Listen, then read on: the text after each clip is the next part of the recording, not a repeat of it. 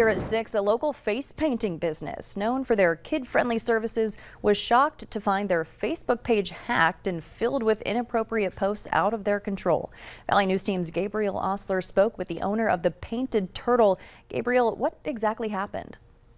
Well, Stacy, Tiffany founded the Painted Turtle back in 2017, and she's built the business into a strong team of at least 20 artists who spread joy throughout their work. She thought she was setting up a podcast interview to promote that business.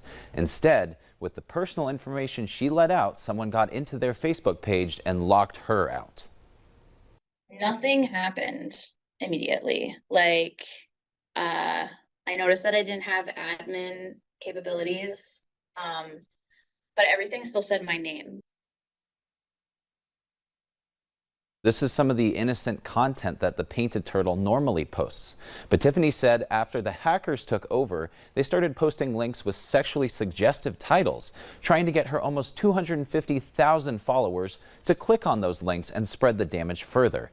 She says this is heartbreaking, not only as a business owner, but as a mom. This is definitely not me. I do not condone the type of content that they are posting. I do not want that on my page whatsoever at all. Well, the good news is that Tiffany has got a hold of Meta, and she's seeing optimistic updates that say she could have full control of the page in about 4 days from now. In the meantime, she wants everyone to know that the Painted Turtle is still out there bringing cheer to kids. They'll be in Fergus Falls this Saturday at the Character Pancake Breakfast at the Otter Cove Children's Museum. So look out for them there. They could probably use your support right about now. Stacy? All right, Gabriel, thanks so much for bringing us that.